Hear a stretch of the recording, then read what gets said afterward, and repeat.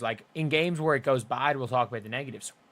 But we're going to talk a little bit about how the Atlanta Dream were able to really neutralize Caitlin Clark in the first half. And I know Caitlin Clark had 5 first half assists, but they were able to neutralize Caitlin Clark's impact on the game in that first half. And in the second half, regardless of the box score numbers, how Caitlin completely took over.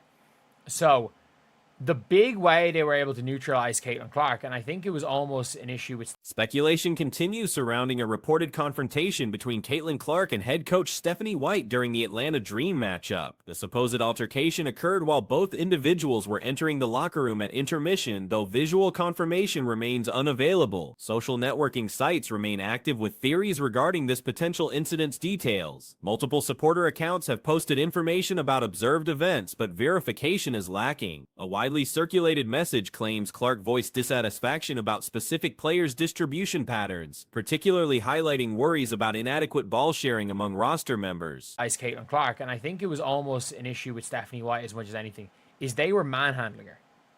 They were manhandling Caitlin Clark early in that game. Like, they had 2 hands on her. They were fully getting into the we are grabbing her and we don't really care. Like, that was their goal. Their goal was they were out there to maul Caitlin Clark. They had they had absolutely no intention of doing anything other than mauling Caitlin Clark. Like, they were not. Discussion focuses on Clark's presumed frustration with tactical execution. Reports suggest she potentially criticized Kelsey Mitchell and additional personnel for insufficient playmaking opportunities. This supposed feedback allegedly followed Clark's successful pass to a colleague who then missed the subsequent scoring attempt. Supporter responses across digital platforms demonstrate varying opinions about performance levels and organizational relationships. Several watchers identified moments when Clark seemingly received minimal possession during critical game periods. Additional observers reference particular sequences where colleagues appeared reluctant to include her in attacking patterns. Of doing anything other than mauling Caitlin Clark. Like, they were not out there to play legit defense. They were there to maul Caitlin Clark as much as they possibly could. And realistically, it worked. It worked. Like, it wasn't even like a lot of the stuff was a couple of off-ball fouls, but there were quite a few... There were quite a few situations where it was from behind. So you saw pictures like this. They literally had... Previously recorded footage has gained renewed attention, displaying roster members identifying emergency contacts during an apparent informal squad gathering. The material shows various athletes selecting different colleagues as preferred emergency contacts, with Clark's identity notably missing from most answers. This absence has prompted additional theories about squad cohesion and interpersonal connections. The recording demonstrates different athletes answering questions about emergency contact preferences, while several participants mention colleagues using nicknames like AB, KK, and Breezy. Clark's identity seldom appears in these conversations. When questioned directly, Clark offers a tactful reply, indicating trust in all squad members before ultimately selecting specific individuals. Had 2 hands on the back of Caitlin Clark's jersey. So if anytime Caitlin tried to move, it was 2 hands on her back. She couldn't move off the ball. She was being hacked off the ball, and the referees allow contact with guards off the ball, which they shouldn't.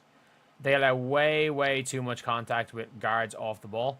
And if we're being honest, like, it's something that shouldn't be happening, but it is. And it is extremely frustrating.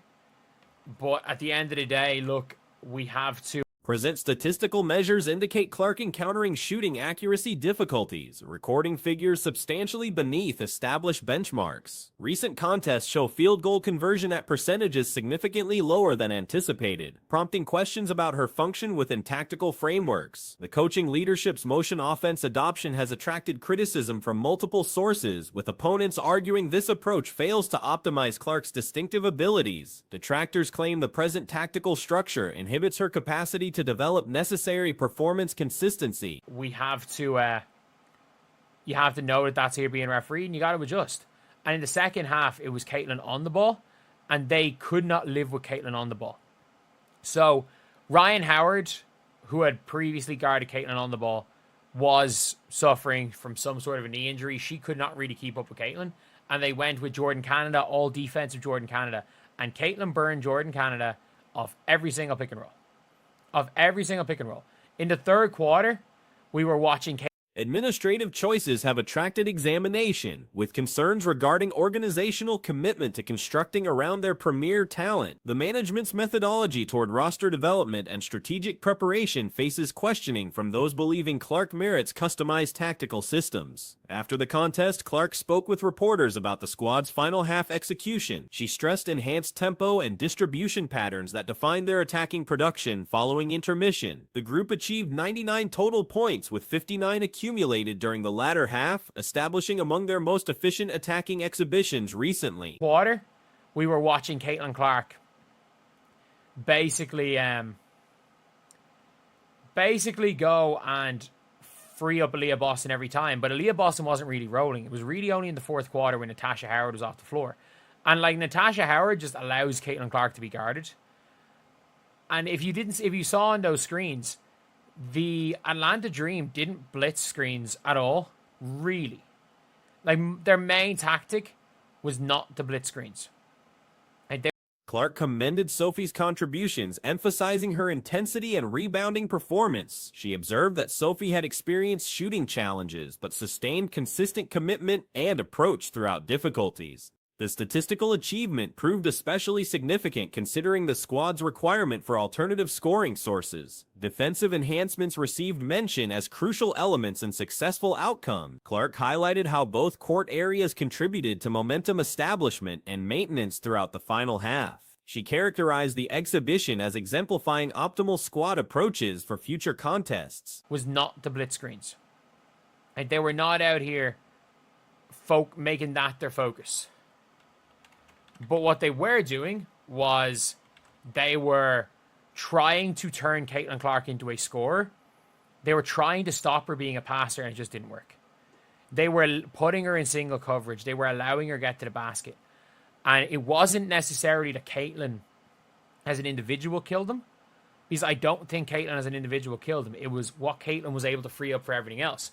So Team chemistry inquiries persist among supporters and commentators. The combination of performance struggles, supposed sideline incidents, and social media theories has established uncertainty surrounding the organization. Personnel member Kelly Christoph recently eliminated her social media presence, contributing additional complexity to ongoing internal relationship discussions. Some interpret this action as indicating underlying organizational tensions. The squad maintains balanced records with equal victories and defeats, representing moderate progress from earlier seasonal periods. Nevertheless, individual performance concerns, specifically Clark's shooting difficulties, continue overshadowing collective accomplishments. It was what Caitlin was able to free up for everything else.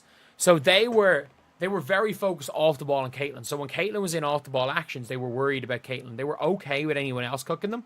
They were okay with Kelsey Mitchell cooking them. And they were just being physical. And do you want to know what the best way to beat physicality is? Run. Run. Like, that is the best way you can beat physicality in basketball. And I think a lot of people think you have to get more physical to beat physical. And statistical examination reveals Clark averaging considerably reduced minutes and lower shooting percentages compared to previous performance levels.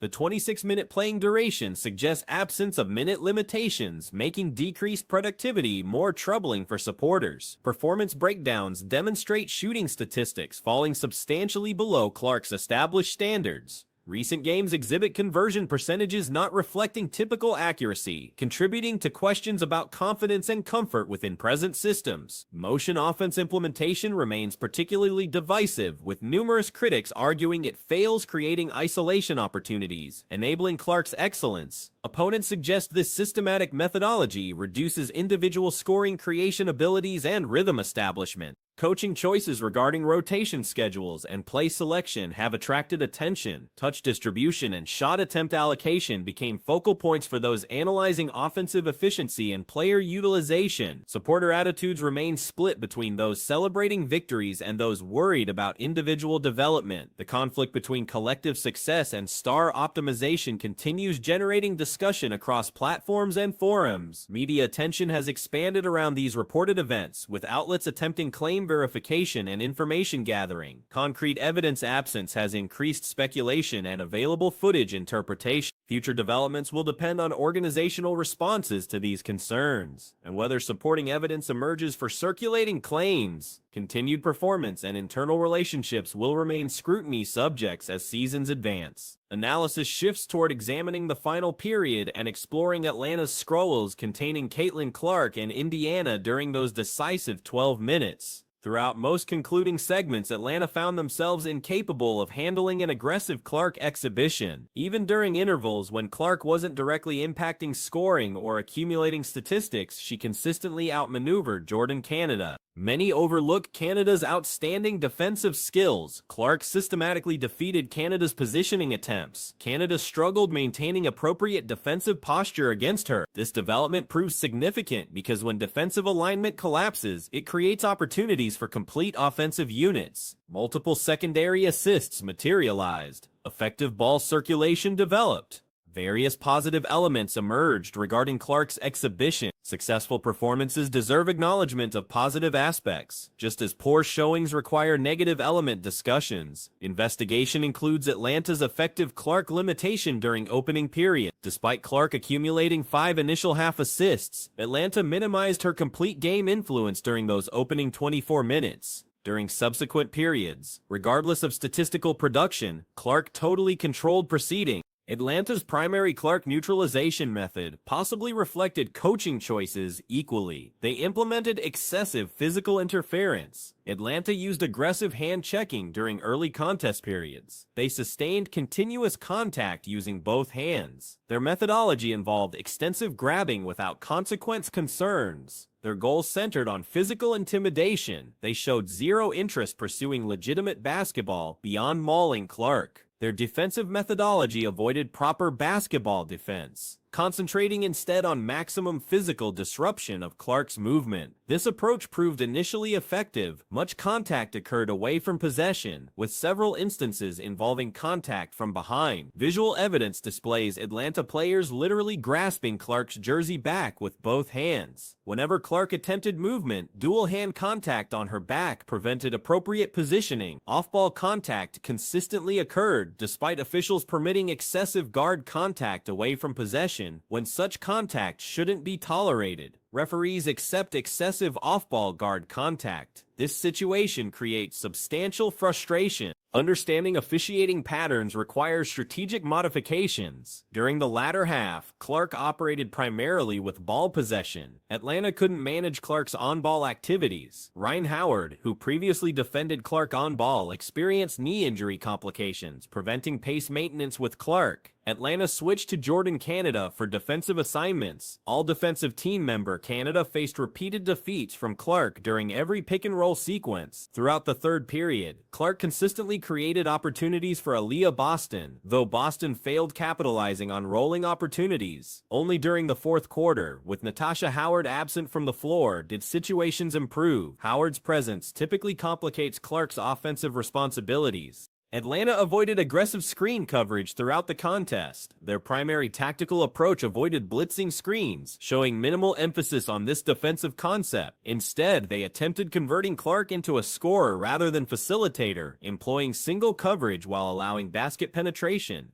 Clark's individual scoring didn't necessarily devastate Atlanta, but her teammate opportunity creation proved decisive. Atlanta maintained heavy Clark focus during off-ball situations. When Clark participated in off-ball actions, Atlanta's attention remained concentrated on her positioning while accepting other players' offensive success. They tolerated Kelsey Mitchell's scoring while maintaining physical defensive approaches. The optimal physicality defeat method involves speed and movement. Running past physical defense proves more effective than matching physicality with increased aggression. Indiana implemented this approach during the second half against Atlanta initially. Atlanta typically drags opponents toward their preferred physical style. Howard possesses size, strength, and speed. Alicia Gray brings similar physical attributes. Canada demonstrates tenacious defensive instincts. Clark effectively neutralized Canada during the second half completely. Additional breakdown could examine how coaching decisions during the first half nearly cost Indiana victory. Indiana was fortunate not trailing by 15 points at halftime through circumstantial shot making while leaving Canada undefended. Canada's defensive reputation, combined with Brittany Griner and Bria Jones's toughness and Naz Hillman's bench contributions, provides Atlanta with solid personnel, systematic approaches, and multiple positive elements. Coach Carl Smesko lacked solutions for Indiana's tempo. He couldn't counter their tactical approach because Atlanta's defensive strategy prevented proper rotational coverage. Against Indiana specifically, Atlanta showed nothing exceptional regarding rotational schemes. No special rotational patterns emerged.